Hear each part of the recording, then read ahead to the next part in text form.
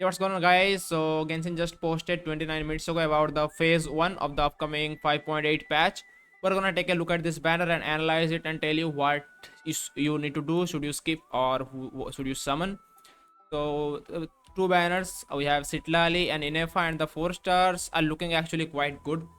So if we start with the first new character, Ineffa. So Ineffa is basically a new character coming in 5.8. She will be also bringing a new reaction from the Not Cry version, which is blue, like the not bloom, sorry, lunar reactions, which is she will do lunar charge, which is a slightly upgraded version of electro charge but does less damage. But that's not a problem because Ineffa herself will do a lot of damage. Her value isn't that high right now in the meta. She will do a lot better than Fizzle damage wise. But in the 6.0, we're also getting electro charge carry, and whose name is, I think, I don't remember the name. I think Flins. Yeah, Flins is the name. He's the light keeper. So if you want that character, you might need to go for this character. I'd recommend wait a little bit before summoning on this banner.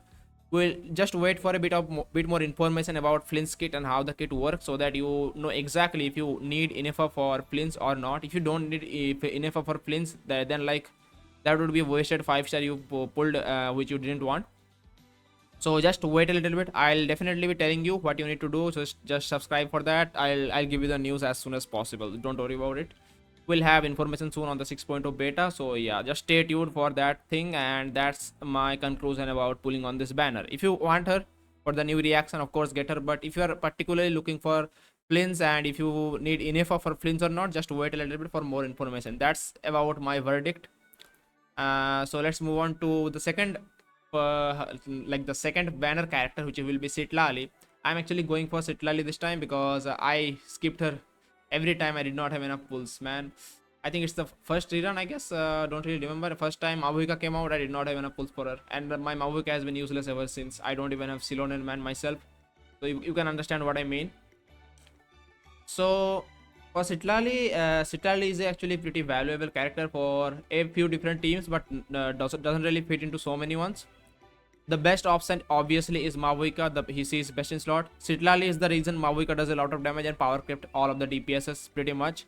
If you didn't have citlali on the team and use something like Furina, Mavuika will do definitely less damage. The melt that she consistently provides is very valuable for the team, as well as the buffs and the resistance threads. So yeah, citlali of course is the best in slot for Mavuika team.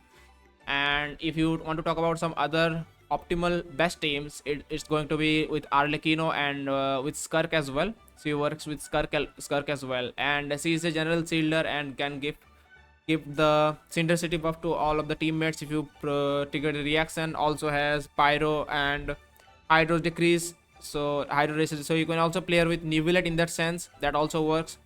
So take your pick, anything of those types you can play. She's basically good with all of the top meta DPSs. But yeah, outside of that, there are also some other teams, but those are the main ones that needs to be mentioned, I guess. And yeah, that's about it for citlali. If you have any of those characters, you can definitely pull for citlali. I'd mainly recommend citlali. If you have Mavuika, I'd definitely recommend. That's a must. I mean, no character is a must pull, but that gets as close to being a must pull in my opinion.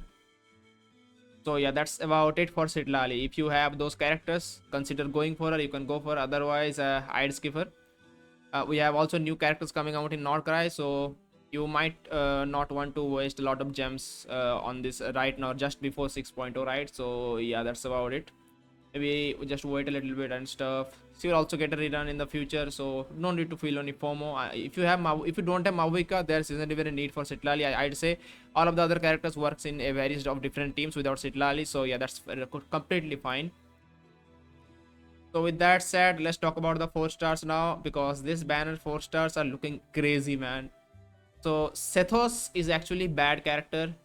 I never recommend playing this character. This is like, there are some objectively bad characters. Sethos is one of them. You just can't play this character. It's really bad. Do not recommend him. Can you play him? Of course, you can play any character, right? Even Alloy.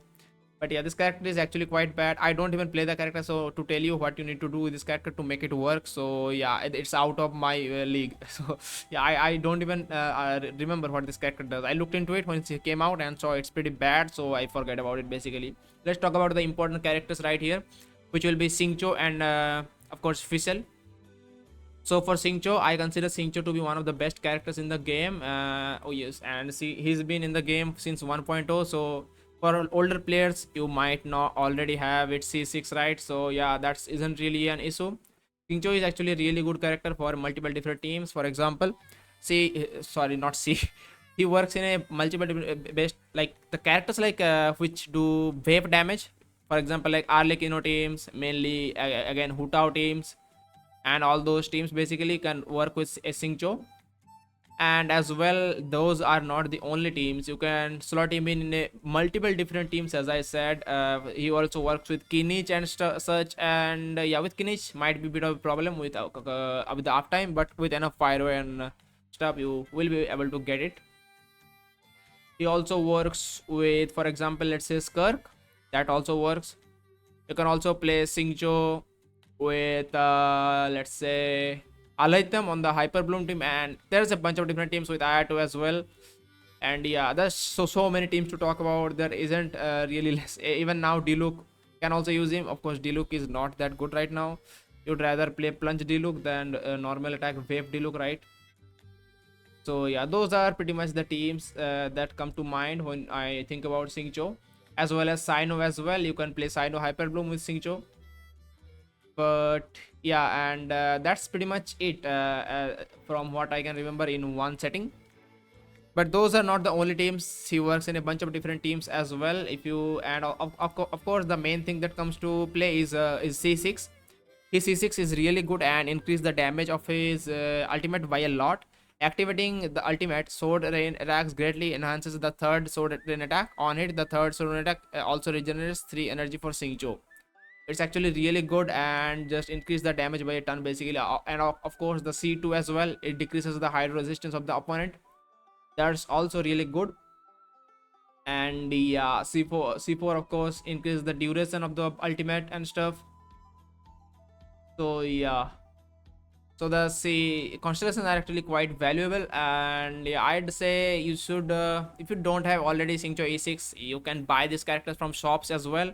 So for a little older players, he might already be C6 and you wouldn't really care about him being on a banner. But for new players, this is a huge big deal.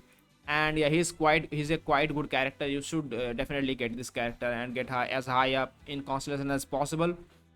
So that's about it for Singcho. Let's talk about our next character, which will be Fischl. She's also a character who has been in the game since 1.0 and arguably better. She is better than some 5 stars like Yaimiko. Yaimiko doesn't really work that well, and I'd say Fischl has more value than her in this day and age, right? And it's always been the case. It's just if you would like Yaimiko more, right? She's a 5 star. She looks better. Her design is better and all that stuff. But damage wise and value wise, Fischl is just the goat. She is just better. Can't really help it, man. It is what it is. So yeah, of course, constellation wise, if you talk about it, the main con that you need is let's see here, is the C6 one, I guess, and the other ones aren't really that crazy in damage wise. The C6 ones will fire extra shots as you normal attack the opponent, so that's just a bit extra damage. The main damage Fischl gets is from her A4 here. This A4, I guess. What is the A4? Let's see. If your current active character triggers an electric charge element reaction and when also on the field, the opponent shall stay stricken with thunder retribution that deals electrical damage equal to 80% of Fischl's attack. This is the main source of Fischl's damage. This A4 is actually absolutely broken. And it has no internal cooldown or elemental reaction, so it can continuously trigger aggravate and stuff. So yeah, that's why this is broken. And other good constellation would be the C6. You can get this one. And even without C6, he works perfectly fine at C0. So just getting one copy will be more than enough for you. So yeah, she's a pretty good character. And that should be it for the banner review of the characters. I'd say it's a pretty good banner for the 4 stars. Both the 4 stars are actually goated 1.4 stars. For a new player, this is like one of the best banners you can go for. If you also have Mavuika and you are a new player and you don't have citlali, this will be a like a god banner for you. And yeah, let's talk about the weapon banner now. So both of these 5-star weapons, let's talk about them first. So the weapons, right? Let's filter it by pole arms. Yeah, and the last one. This weapon right here, after an elemental skill or elemental burst is used, attack is increased by 24% for 20 seconds. If the equipped character creates a shield while this effect is active, they will gain a electrifying edict for 20 seconds. All nearby party members gain 40% more lunar charge damage. This weapon is actually, of course, best in slot for Ineffa.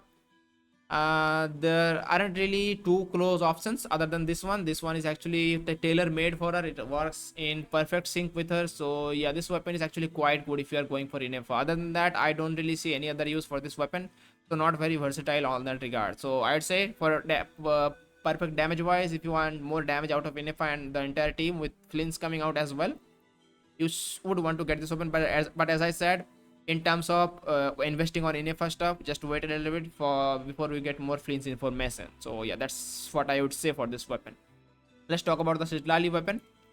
The citlali weapon is actually very underwhelming, and I do not recommend going for a weapon like this.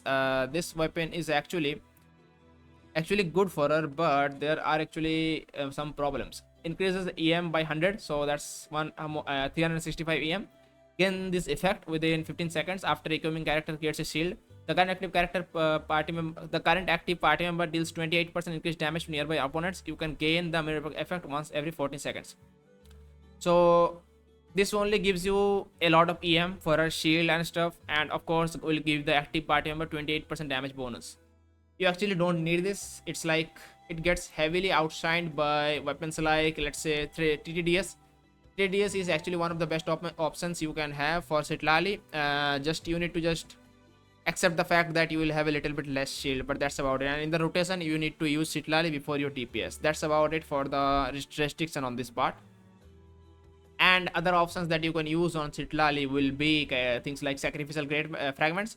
This one will give you EM as well as one extra skill which will give you more particle in return. So that's just not more damage, little bit more damage. That's just more particles for more energy for your team, as well as the extra EM also helps with the shield. So both of these options existing makes this weapon's value a bit less, and so I do not recommend going for this weapon for citlali actually. So yeah, and I think this sword is new. I am not really sure which one that sword is. Let me take a quick look here. Is it here? It should be here, I guess. Is it here at all? Is it here? Okay, I don't think we have information on this sword yet. I don't know what weapon this is. I think it's an event weapon or something that coming in 5.8, but I'm not okay. This one might be it. Yeah, this one. Okay, I never saw this weapon actually. I think it's the new one, right? It's an event weapon, I'm guessing. Sprint or alternate sprint stamina consumption decreased by 15%. Additionally, after using sprint or alternate sprint, normal attack damage is increased by 16% after the attack. I don't know how good this will be. I'll have to see. But yeah, not really sure. I think this is the weapon right here, right? Yeah, I see the color matching, but yeah, not really sure how good this will be. We'll see in the future. Normal attack damage means a lot of characters can use it, for example like chlorine and stuff, but yeah, we'll see how good this is in the future. Not really sure right, and it's a 4-star, so not that big of a deal. Of course, we have two fab weapons, so the sword and the codex. So the fab weapons, in terms of value, the bow is valuable. I don't think the codex is very valuable. I don't think any character use the fab codex. It's just there. You just have other options for characters. For example, like TTDS is like the one of the best weapons, so codex being there is like not very valuable. So yeah, and the sacrificial great sword is like whatever. You can use this weapon for in a character, for example like Dea. Other than that, I don't really find any use for it. So yeah, that's about it for this weapon. Let's go back to polearm for that polearm weapon we saw. Where is it? Let me find it. Which one is it? It looks like that. So this one. So decreasing climbing stamina, consumption 15%. Yes, whatever. Increases elemental skill damage by 12%. Also, after other nearby party members use elemental skill, the character's elemental skill damage will also increase by 12%. Okay, this one is actually quite good and can be used on certain characters. I think it can be used on Ineffa herself. This works pretty great for her, right?